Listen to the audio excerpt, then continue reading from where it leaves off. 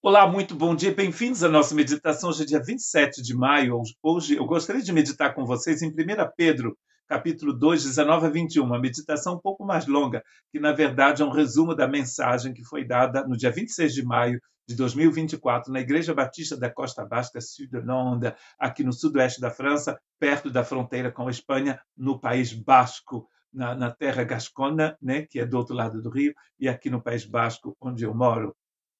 Esta mensagem é baseada em 1 Pedro, capítulo 2, versos 19 a 21, porque é louvável que, por motivo de sua consciência para com Deus, alguém suporte aflições sofrendo injustamente. Pois que vantagem há em suportar açoites recebidos por terem cometido o mal? Mas se vocês suportam o sofrimento por terem feito o bem, isto é louvável diante de Deus. Para isso vocês foram chamados, pois também Cristo sofreu no lugar de vocês, deixando-lhes o exemplo para que sigam os seus passos. Pedro escreveu essa carta no mesmo contexto que o livro de Apocalipse foi escrito, ou seja, a perseguição aos cristãos da Ásia Central. A Ásia Central é hoje conhecido como a Turquia. Possivelmente a mesma época, não se sabe se foi a mesma época do Apocalipse, mas possivelmente a mesma época, uma perseguição que começa e que não termina nunca. Quando você lê o primeiro capítulo da Epístola de Pedro, você percebe que Pedro enviou esta carta às igrejas da Ásia Menor, Capadócia, Ponte e etc. E ele escreveu a carta desde Roma, que ele chama de Babilônia.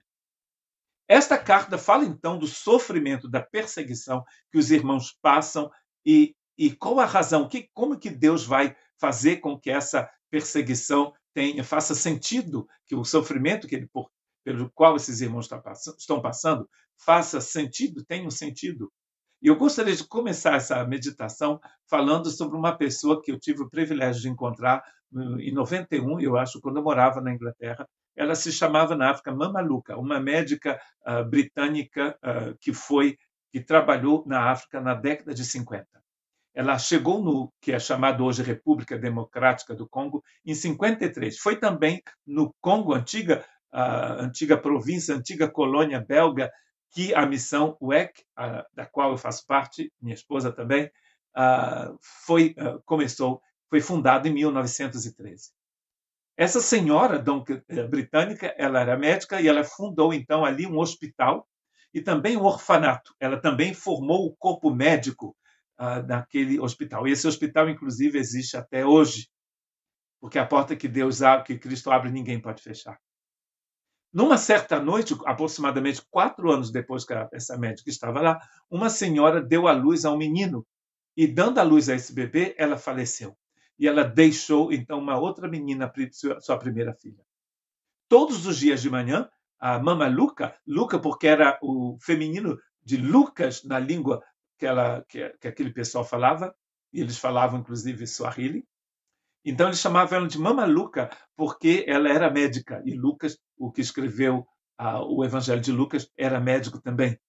Então, todos os dias de manhã, ela juntava as crianças do orfanato, que ficava ao lado do hospital. Você pode até olhar na internet, você vai ver uma foto aérea, ou um vídeo mesmo desse hospital.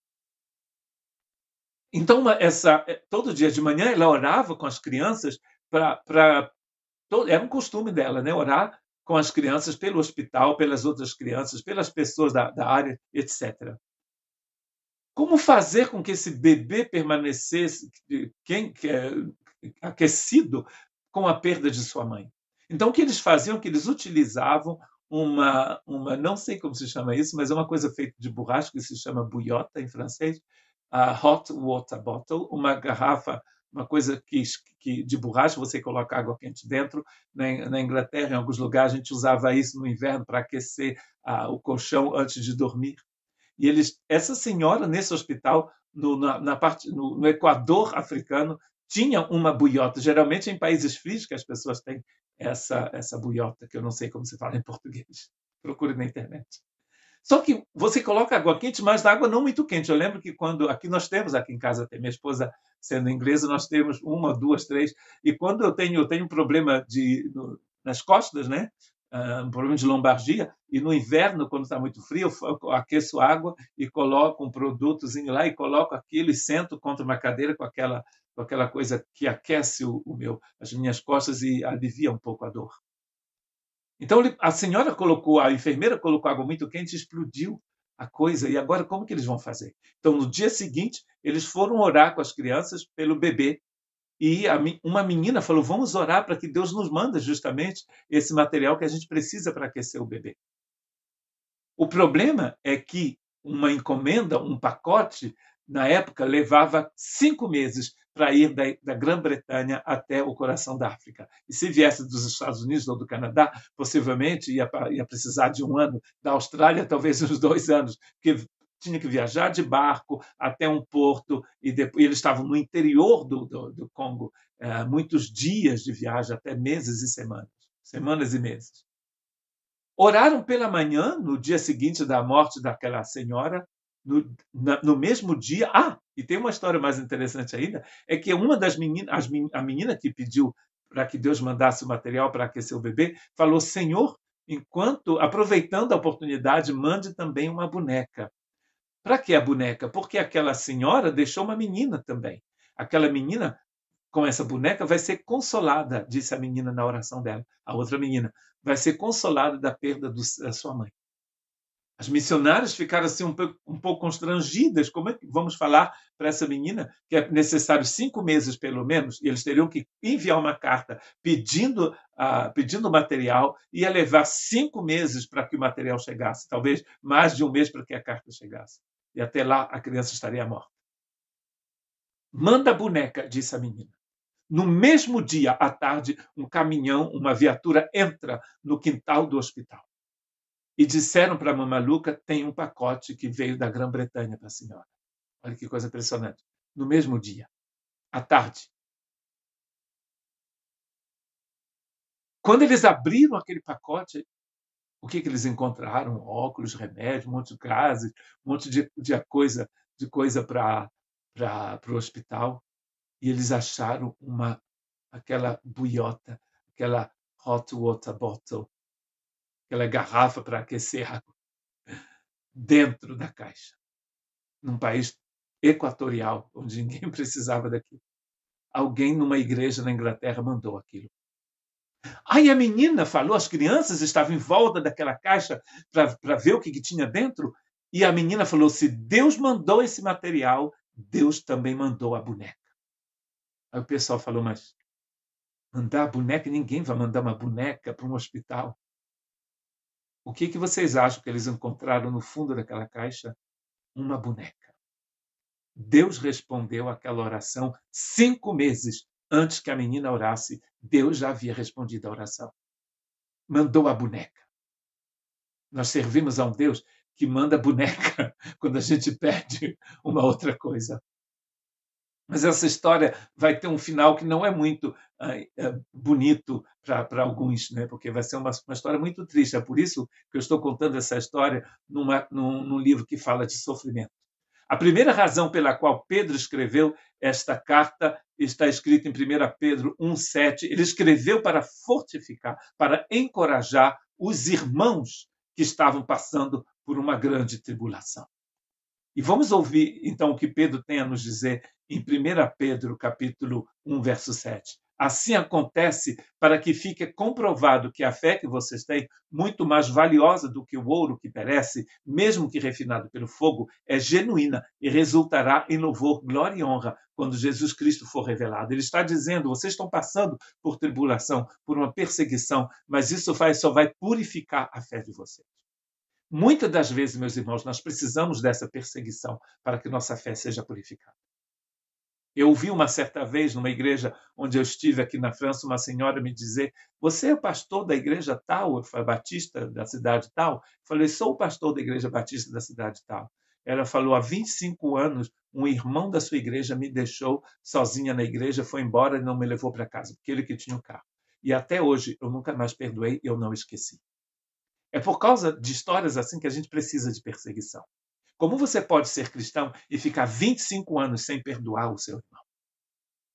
Uma perseguição a gente vai deixar de lado essas coisas bobas que a gente tem. né? Se você der isso, você recebe aquilo. Olha que coisa mais absurda. A gente recebe tudo pela graça. Coloque um copo de água do lado do seu rádio e ore, Deus vai te abençoar a sua água. Olha que coisa mais absurda. Precisamos de perseguição para que a nossa fé seja purificada, Pedro está dizendo. Uma outra razão pela qual ele escreveu esta carta está escrito no capítulo 4, verso 12. Ele está preparando os irmãos para mais perseguição. Olha só que bênção, né? Então, isso quer dizer que a gente não terminou ainda a perseguição. Ele diz no capítulo 4, verso 12: Amados, não se surpreendam com o fogo que surge entre vocês para os provar, como se algo de estranho estivesse acontecendo. No mundo tereis aflição. Jesus vai explicar para os seus discípulos que um dia eles seriam expulsos das sinagogas. E para um judeu não poder comparecer à sinagoga local era terrível. A sinagoga local era extremamente importante para ele. E Jesus disse: vão expulsar vocês da sinagoga. Pedro não está escrevendo essa carta para falar de sofrimento pelo sofrimento. Ele está falando aqui do sofrimento que você passa porque você é discípulo de Cristo Jesus. Vocês sabem que eu sou guia do Caminho de Compostela. O Caminho de Compostela aqui na nossa região foi criado no século IX, em 820, 830, por um rei das Astúrias, do norte da Espanha. E era uma forma também de recuperar terras que estavam nas mãos, terras católicas, eles diziam, nas mãos dos muçulmanos, que ficaram na Espanha durante 7 séculos, e também em Portugal. Mas, na Idade Média, os católicos faziam esse caminho para ganhar pontos para ir para o paraíso também. Quando nós caminhamos no Caminho de Compostela, não é para ganhar ponto e ganhar graça, porque nós já ganhamos a graça. A graça é um presente de Deus, não é? Pedro também escreveu essa carta para preparar as pessoas para o que vai vir. E ele vai explicar uma coisa muito importante que eu estou falando para vocês, é que a gente não é perseguido. Ele não está falando aqui de pecado, porque o salário do pecado é a morte. Se você fizer algo errado, não vai dizer o Senhor está me provando, não. E nem vai dizer também é o inimigo, porque não é nem o Senhor te provando, nem o inimigo. É porque você está pecando mesmo. E para pecado você tem que pedir perdão, dar uma volta e se arrepender. 1 Pedro, capítulo 2, versos 19 e 23. Porque é louvável que, por motivo de sua consciência para com Deus, alguém suporte aflições sofrendo injustamente. Pois que vantagem há em suportar açoites recebidos por terem cometido o mal? Mas se vocês suportam o sofrimento por terem feito o bem, isto é louvável diante de Deus. Olha que interessante, ele não está dizendo porque é louvável que, por motivo de sua consciência para com Deus, não, na minha versão em francês ele diz, é louvável que alguém suporte aflições. Não é só o fato de suportar aflições que é louvável, é o fato de suportar aflições por consciência por motivo de consciência para com Deus. Ou seja, você é perseguido e você continua servindo a Deus. Para isso vocês foram chamados, ele diz no verso 21, pois também Cristo sofreu no lugar de vocês, deixando-lhes o exemplo para que sigam seus passos. Ele não cometeu pecado algum, e nenhum engano foi encontrado em sua boca. Quando insultado, não revidava. Quando sofria, não fazia ameaças, mas entregava-se àquele que julga com justiça. É a mesma fórmula que a gente tem que utilizar para quando a gente é perseguido pelo nome de Cristo Jesus. Em 1 Pedro 3, 14 e 15, ele continua, todavia, mesmo que venham a sofrer porque praticam a justiça, vocês serão felizes. Não temam não temam aquilo que eles temem. Não fiquem amedrontados. Antes, santifiquem Cristo como Senhor em seu coração. Estejam sempre preparados para responder a qualquer pessoa que lhes pedir a razão da esperança que há em vocês. Olha, sempre prontos, não com amargura, nem com cólera, com ódio, mas com doçura, ele diz numa outra versão, para falar da esperança que está em vocês. Mas alegre-se à medida que participam dos sofrimentos de Cristo, para que também, quando a sua glória for revelada, vocês exultem com grande alegria. 1 Pedro 4,13. E para terminar, eu gostaria de voltar então à história de Mama Luca, porque as coisas vão mudar muito. Vocês devem saber que a maioria dos países da África, que eram colônias da Grã-Bretanha, colônias francesas, espanholas, portuguesas, conseguiram suas independências no início dos anos 60. Na maioria das vezes, a independência foi feita assim, assinada aqui na Europa, inclusive, e tudo aconteceu numa boa. Mas não no Congo. No atual Congo, que depois se tornou Zaire, que voltou a ser Congo de novo, no atual Congo houve uma rebelião, que eles chamavam de rebelião Simba, da palavra leão em Swahili. No nordeste do Congo começou então essa revolução marxista, apoiada pela União Soviética e pela China, e o que já era um país independente, apoiado pela Europa. Essas dois exércitos entraram em conflito, entraram numa guerra civil. Milhares de pessoas vão morrer por causa desta guerra, inclusive muitos missionários católicos e protestantes e pessoas, inclusive, da nossa missão. Uma certa missão perdeu 19 pessoas na mesma época, quase que no mesmo dia. E várias pessoas da missão da UEC foram mortas também naquele dia. Os que não foram mortos foram levados para um determinado local, onde eles foram torturados e ameaçados durante 5 meses. O que será que aconteceu com a Mama Luca? Aquela médica britânica, então, não foi assassinada, ela morreu em 2016, em dezembro de 2016, me parece, e ela tinha 91 anos. Ela foi levada para a floresta e molestada por muitos soldados a noite toda.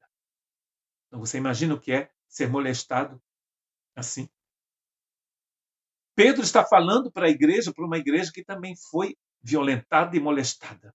A igreja de Cristo continua sendo perseguida no mundo hoje. Inclusive, há mais perseguição à igreja hoje do que na época de Pedro e na época de Paulo. Em proporção, claro. Por que Deus permite que as pessoas passem por sofrimentos assim? Quando a gente lê a história da Mama Luca, quando a gente vê o seu vídeo, você fica pensando, talvez o que eu estou passando não chega nem à altura do que esse povo passou e de que muita gente tem passado ainda hoje. Ela voltou para a Grã-Bretanha e 2 anos depois ela retornou à África, onde ela ficou até a década de 70. E depois disso ela voltou e viajou pelo mundo afora, escreveu muitos livros, falando, inclusive o livro da história dela se chama Me Dá Esta Montanha. Mesma coisa que disse o Caleb, né? Porque essa região do Congo é uma região montanhosa, né? uma região de florestas tropicais e uma região montanhosa. Dá-me esta montanha. E Deus deu aquela montanha. Impressionante que a porta que Deus abre, ninguém pode fechar. Até hoje aquele hospital existe. Inclusive, eu estava ouvindo na semana passada um testemunho de um médico, um cirurgião desse hospital, cujo pai era enfermeiro no hospital e conheceu Mama Luca e foi treinado por Mama Luca. Uma certa vez, essa doutora estava viajando, testemunhando numa igreja, e Deus falou para ela para contar o testemunho do que havia acontecido com ela em 64, quando ela foi molestada pelos rebeldes do grupo Simba. Olha que coisa incrível. Naquele dia, na audiência, havia uma menina que havia sido molestada também na cidade dela. E depois disso, ela nunca mais falou. Quando ela ouviu o testemunho de Mama Luca, ela foi curada. A pergunta que eu faço, será que Deus permite uma coisa tão abominável, uma tribulação assim, para simplesmente curar uma menina de 16 anos? O problema da perseguição, do sofrimento, possivelmente a gente nunca vai conseguir entender aqui nessa vida. Um dia Deus vai nos mostrar, talvez por quê. A gente pode blasfemar de Deus falando besteira, então é melhor a gente se calar. Mas o que a Mama Luca entendeu é que Deus utilizou o sofrimento que ela viveu na África para curar uma menina. O nosso Deus é um Deus que envia boneca quando a gente pede uma outra coisa. Para consolar uma criança, Deus enviou uma boneca. 5 meses antes que a oração fosse feita, Deus já tinha respondido à oração. Mas ele também permitiu que a Mama Luca sofresse tanto. Para curar uma outra pessoa, nós não sabemos. E a melhor coisa a fazer é dizer mistério. Só Deus pode nos explicar isso. Humanamente nós não conseguimos entender. Mas uma coisa é certa, Deus nos chamou para sermos luz do mundo, num mundo que vive em densas trevas. Que Deus te abençoe.